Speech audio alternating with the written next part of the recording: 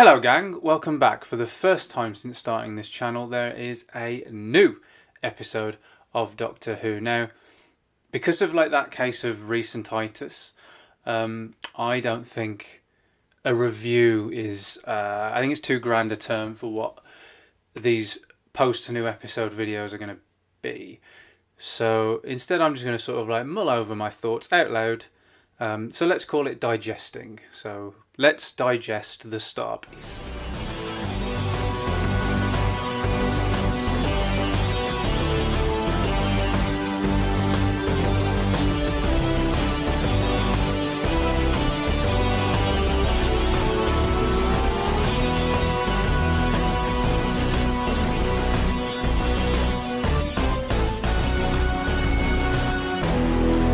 It's been 13 months since the last episode of Doctor Who, and that feels like, is that the longest gap?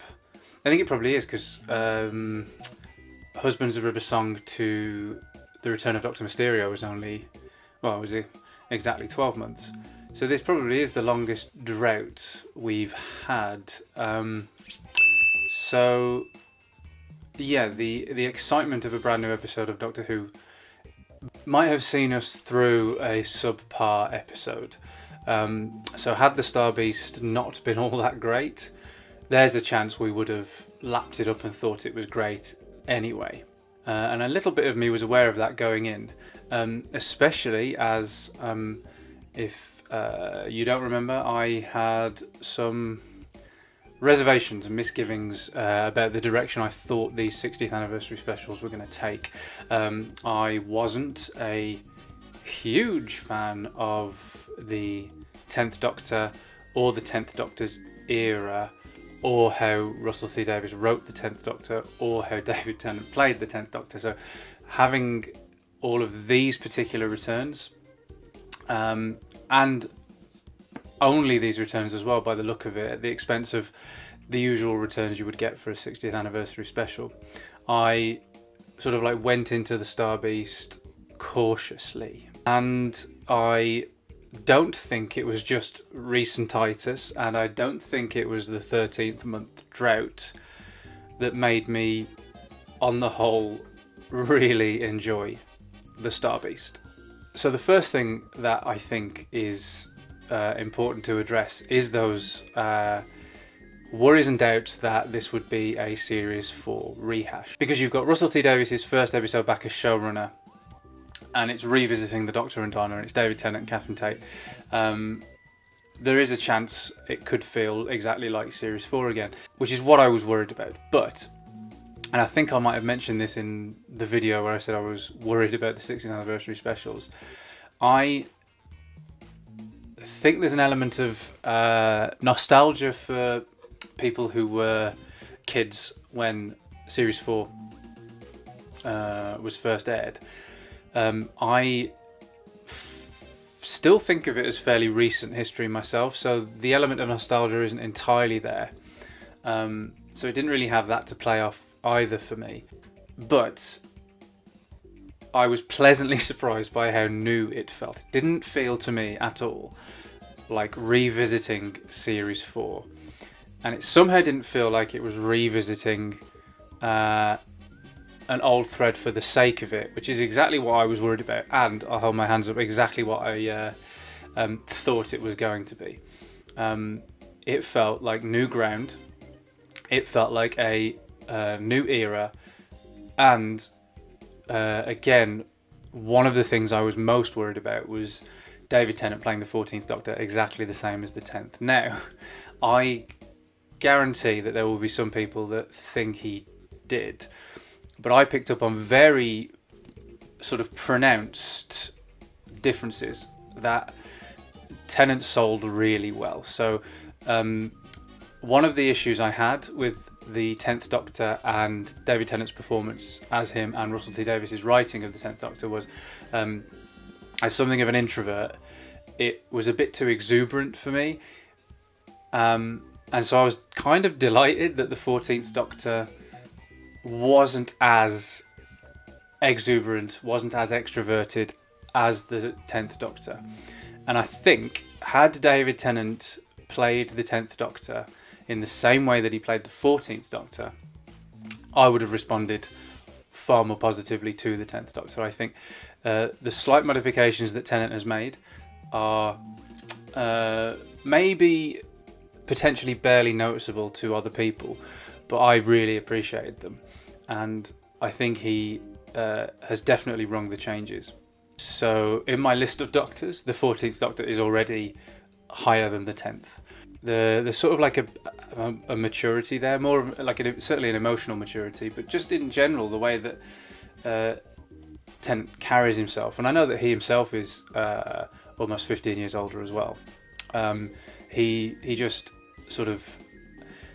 And when I did my video about Once and Future, I made mention of it in the episode that he leads as well, the Martian invasion of Planetoid 50, where he's not playing the 10th Doctor, he's playing an earlier incarnation of the Doctor that is fluctuating between incarnations and ends up as a future version, the 10th. So he plays it as a Doctor who doesn't understand why he's got this face or why he's acting the way he does. And it's only subtle, but Tennant nails that. And I think the same is true here. He's playing a different Doctor from the 10th, and it works. So because of that, mainly down to the way he plays the Doctor, and the way that Catherine Tate plays a Donna that has had sort of like a gulf of experiences since the last time we saw her.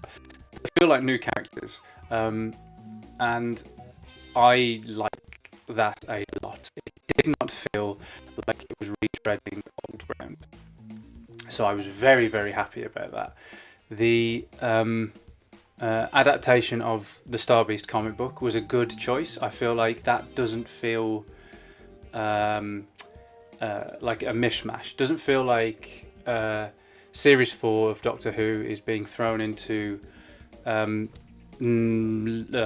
1980s Doctor Who magazine comic strips. It felt like it was all an organic mix, an organic whole. And so maybe that combination is why it feels like a new beginning. So those were my main concerns going in, and they were all pretty much expunged. I loved the new title sequence. I loved the new TARDIS. I think that is probably the best TARDIS I think we've seen. I really enjoyed the new theme music. And in fact, actually, I quite enjoyed the Murray Gold being back, which I didn't think I would. And that's not because I didn't think Murray Gold was a good composer. I did, and he's produced some of the best, sort of like the best Doctor Who earworms I think the show's ever had. But everything coming back along with Russell did sort of have me go, oh, is there any room for anything new? Aside from Ncuti and Millie, obviously. And then the Destination Skaro Children Need Minisode with the very overtly comedy Plinky Plonky music. Didn't care for it. Here, though, it's obvious. Like, Murray Gold knows what he's doing. Russell T Davies knows what he's doing. David Tennant, Catherine Tate know what they're doing. They're all professionals. It's just that my own doubts came from not fully responding to the combination of those people the last time around. But maybe it's the distance in between has made me...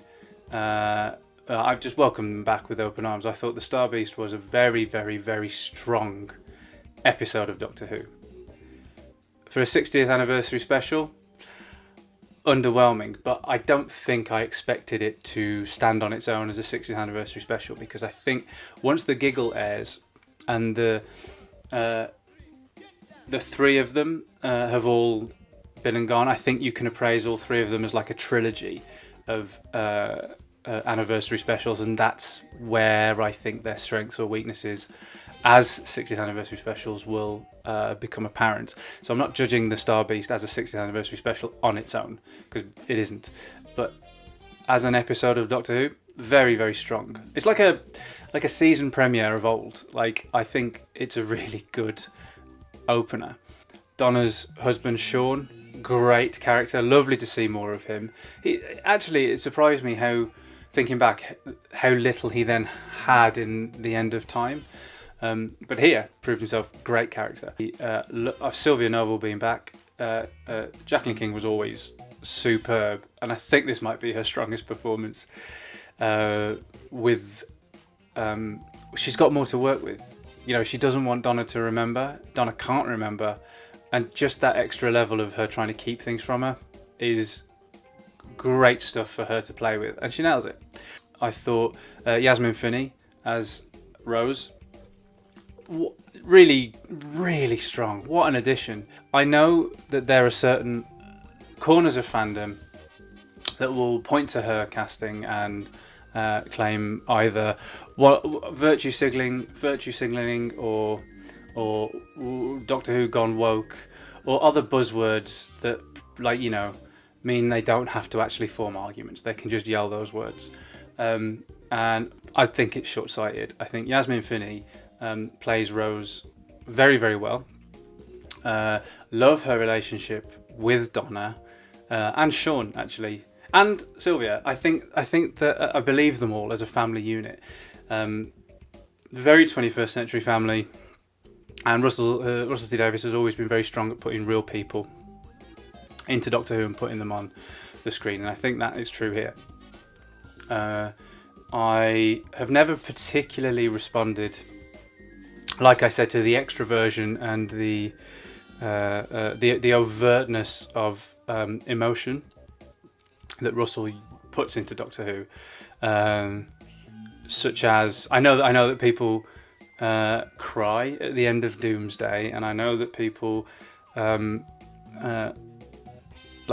get the feels with a lot of his Doctor Who stuff, and I never did, and it always felt like it kept me at arm's length to some degree.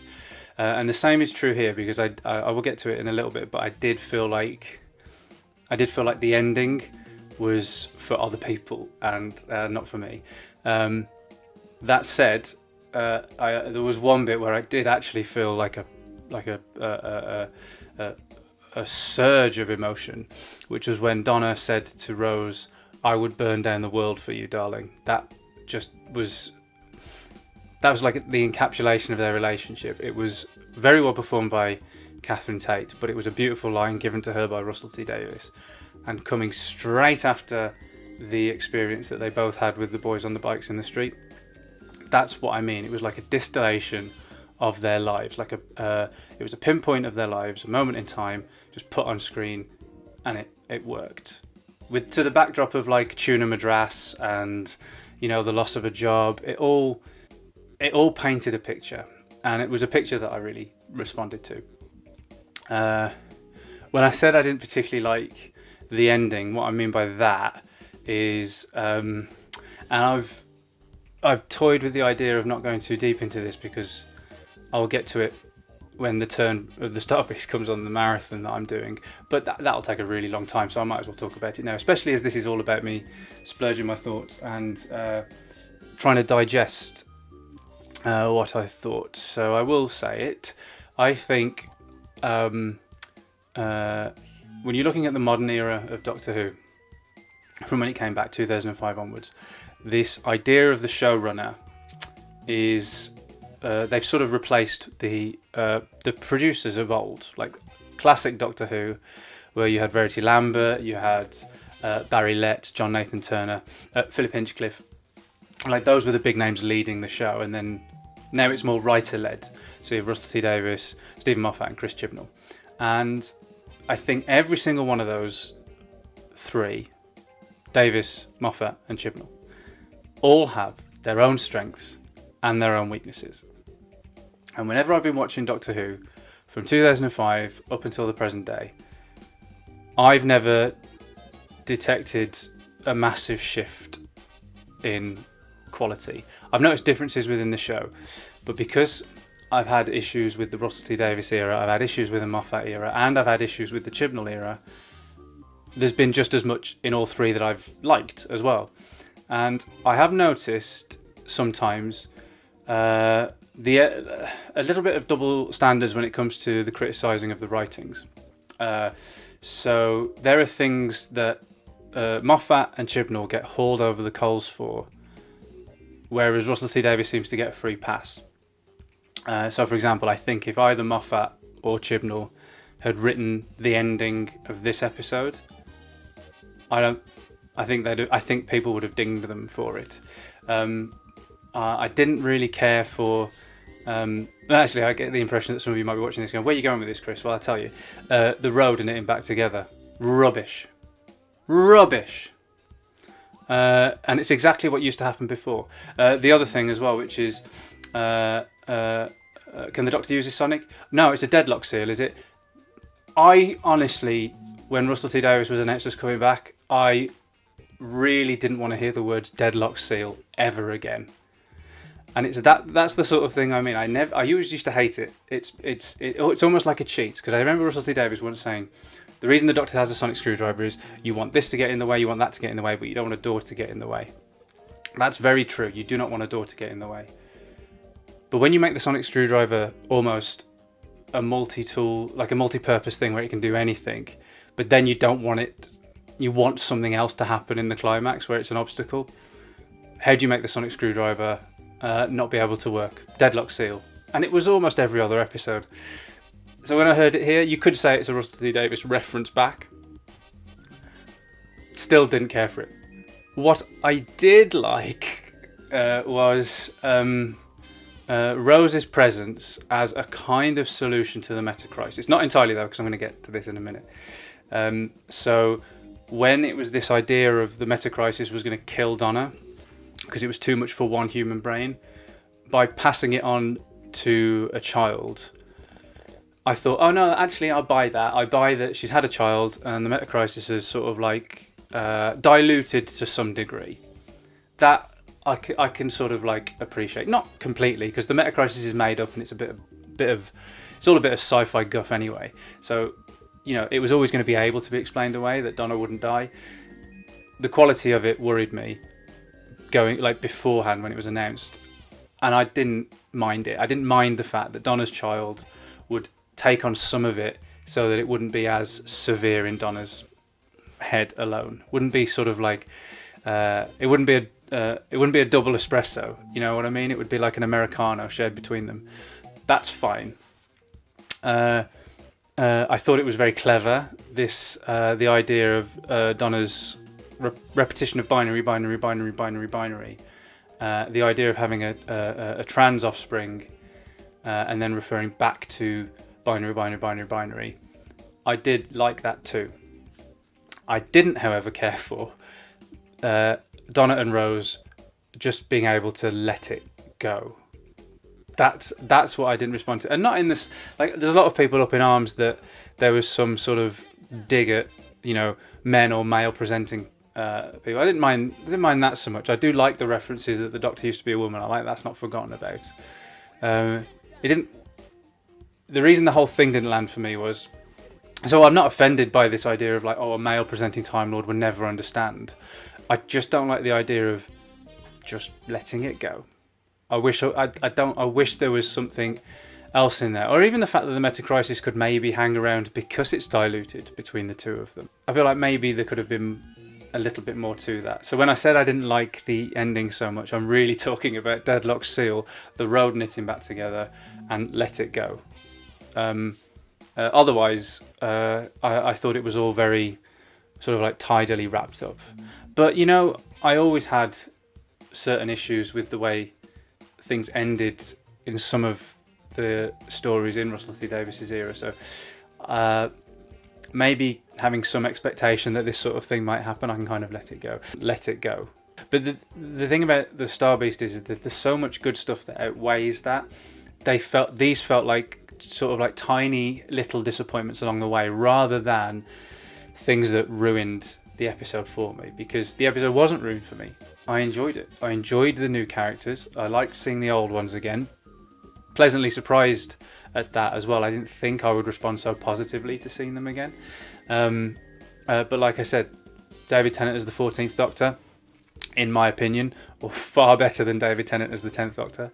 This new older Donna, loved it. Because the thing is that before the meta crisis takes hold in that chamber at the end, it's for argument's sake, or for you know, all intents and purposes, because I know the meta-crisis is hanging around in the background, but it hasn't fully manifested itself back. She, at this point, doesn't remember the Doctor, doesn't remember her travels or experiences. I know she gave all the money away as a sort of like residual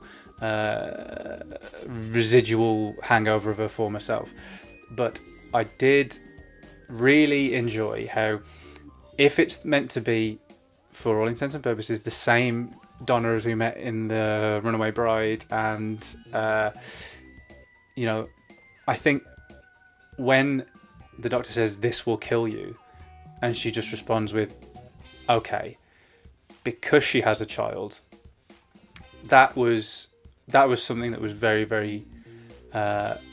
very well done. And so that's what I mean by this new Donna. The older Donna is just such a more mature character, and Donna was very well rounded previously as well. Catherine Tate's a very strong performer, can latch onto that. This new Donna is something very special, and I'm surprised myself by how positively I responded to the David Tennant Doctor and Donna being back together. Partly because I feel like both the characters have changed. They're not the same Doctor, and she's not the same Donna as before. And again, that's what I mean. This felt surprisingly like a new era rather than a retread, and that makes me excited for what's to come, because a new Doctor is only going to consolidate that and feel like even more like a new era. So I'm positive going forward. I feel like all of this, and this is what I've spent most of this video talking about, and so this is probably why. All of this, there's so much to discuss, and that takes the forefront. I think that's had the most care paid to it in this episode, and it pays dividends. But when it comes to like the Meep, for example, those of us familiar with the comic strip will have known the twist, that the Meep isn't as cute as it makes out, and the twist is that the Wrath Warriors aren't the villains, and the Meep isn't the innocent or persecuted critter that's made out initially. In the episode itself, I don't like how it manifests particularly. The Doctor doesn't have to put that much work in. He feels the pulse of a soldier, realises that the soldier's got one, decides to hold this court, and the Meep just gives itself away. It's I understand, because there are more important things in Russell's mind to get through, and I do think it's the right decision in terms of because I really obviously fully appreciate the care that's paid to the Doctor, Doctor, Donna, and Rose, and what's happening with the Meep and the Wrath Warriors is really just sort of like the sci-fi backdrop for all of that to happen in front of. But I would have liked a little bit more sort of like detective work where the Doctor catches the Meep out. But you know, that again, minor disappointment, not a hurdle to enjoying the episode, because obviously you can probably tell I did enjoy the episode. And I hope you can tell how glad I am that I enjoyed the episode as well, especially given I had doubts going in. And so I think the Meep is very, I mean, what a creation, first of all, because it works really well on the page. But how well was it translated to the screen? I thought that was so well done. And then I was really fascinated watching the Doctor Who Unleashed episode as well, where it goes into detail about how the Meep was realised. Very impressive stuff. I enjoyed the almost goofiness of the Wrath Warriors when you first meet them. Just a very good easing back in for Doctor Who monsters in this new Russell T Davies era. The Meep and the Wrath Warriors could be looked at, and some people could go, that's just the Doctor Who silliness that they are expecting, with a tiny bit of depth there when you scratch the surface, because it lends itself to the comic, which is a good way to reintroduce Donna to this madness. Obviously, we have Shirley, played by Ruth Madeley, who I thought was an absolutely fantastic character, and I can't wait to see more of her going forward. Was Osgood ever scientific advisor, or was Osgood just someone working scientifically with UNIT? Because I like the idea that Osgood is still, the two Osgoods are still hanging around, but if Shirley is a replacement for Osgood, then while it's a shame we didn't get like a handover or a farewell to Osgood, I'm not complaining too much, because I think Ruth Madeley was a very, very good presence, and I think I love the building of a family, a new family going forward. So obviously we know that Kate Lethbridge Stewart's back at some point, and also Bonnie Langford as Mel. So this idea of kind of like a new UNIT family is something that excites me, particularly when what we've seen of them so far, we already know what Kate's like. Not so much what new Mel is like yet, but I'm optimistic. But the introduction of Shirley, I think, is a really positive one. So all in all, as somebody who had doubts going in to this new Russell T Davies era, I am blown away by how positively I reacted to this.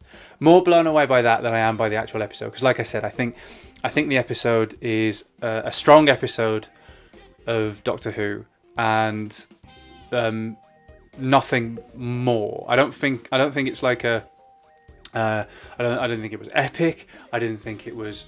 And I had fewer problems with the last era of Doctor Who than many seemed to. So neither do I think it's like a return to form. Like I said, I've always thought that Doctor Who has progressed with the same amount of ups and downs as it always has. So no, I wouldn't say it was a return to form. Certainly a punch in the face with how different it was. But that's always been the case when a new era of Doctor Who has started from a previous one.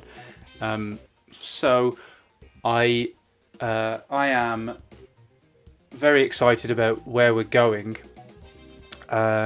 It's lovely to have Doctor Who back again in the present tense, and I'm really looking forward to doing more of these digesting new episodes. There's bound to be things that I've missed. I haven't really sort of like written any notes or prepared it or anything. I watched it last night. I watched it immediately again, but the commentary with Phil Collins and David Tennant and Vicky Dello, and then gave it a day, sort of like digested my thoughts, and then I've sort of like said them out loud. I don't. I bet if the stuff that I'm probably thinking that I've just sort of like has gone from my mind and I haven't mentioned it in this video. In which case, what I'll probably do is, because there's going to be another one next week and then another one the week after, I feel like the more we go on, the more I'll be able to relate everything together. So like when I've watched Wild Blue Yonder and I do my digesting Wild Blue Yonder video, if something I'd forgotten about the Star Beast comes up, I'll mention it then. This is a new era of Doctor Who. It's ongoing. It's not a work in progress, because they've obviously worked on it and finished it, but it is an ongoing concern, which means anything I think and any of my opinions might be in flux and they might change. I'm not going to do an oh by the way video about the Star Beast. If I stop recording this video and then go, damn, should have said that, probably leave it for the next next week's video. But that's like my thoughts on the Star Beast. Like I said, I'm surprised by how much I liked it. I had a feeling I wasn't going to hate it, because so while I said I had doubts about this new era of Doctor Who and how heavily it was going to rely on one slither of Doctor Who's past life, i.e. 2008. while I had concerns and worries about that, I do still know full well how good Russell T Davies is at writing and how good David Tennant and Catherine Tate are at acting and what their chemistry is like together. I didn't think I was going to dislike The Star Beast as an episode, but I don't think I was ready for how much I actually liked it. I think it was a very, very strong episode of Doctor Who. I admire Russell T Davies greatly, how he says things that he feels needs saying, doesn't shy away from that, and uses his platform to do it. I am a Doctor Who fan, so when Doctor Who does something I don't like, I get a little bit disappointed and I get a little bit moany. So I completely understand when people don't like something, then it upsets them. But I do feel that there are certain things that Russell T Davies does that if they upset Doctor Who fans, it's not really about Doctor Who, and they have other things that they don't feel should be seen on TV. And when they are seen on TV, especially when it's in their favourite show, Doctor Who, people get doubly annoyed. My own opinions on that are, while like I say, I've watched Doctor Who and there are things I haven't liked and I've been upset, I think some people need to have a word with themselves about whether or not it's Doctor Who they're annoyed about or something else. Because, you know, there are families out there with trans children. There are professionals out there in wheelchairs. And to have them just depicted in the milieu of Doctor Who as just normal people, which they are, why does that upset you? I genuinely don't know.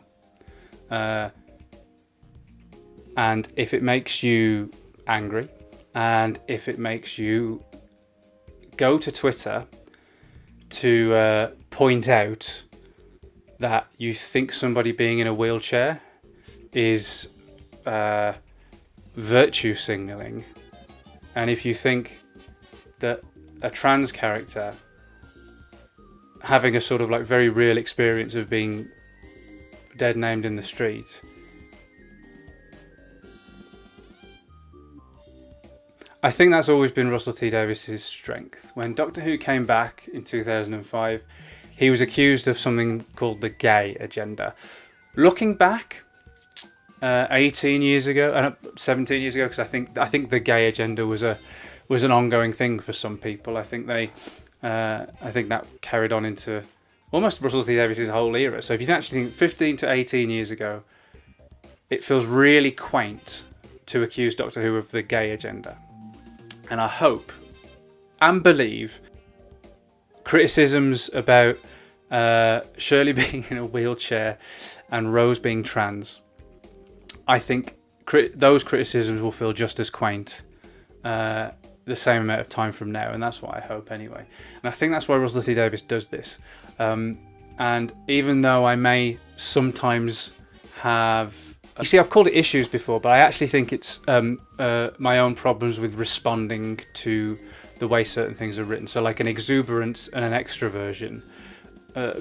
Not being exuberant or extroverted myself, I feel like I always sort of retreat a little bit. So, the overwritten emotional speeches with David Tennant doing a lot of that used to put me off a little bit. And even though that still puts me off a little bit, I've always admired Russell T Davies for writing what the hell he likes. The man's in charge, he can do what he wants. And do you know what? My own misgivings aside, with the exuberance and the extroversion of a lot of it, I think, he pretty much nails it. And he nailed it in this. The Star Beast is a great beginning for what definitely feels, despite all of the trappings from 15 years ago, a new era of Doctor Who. As ever, thank you so much for watching. If you enjoyed this digestion of the Star Beast, then you know how YouTube works. Please do give it a like and share it around.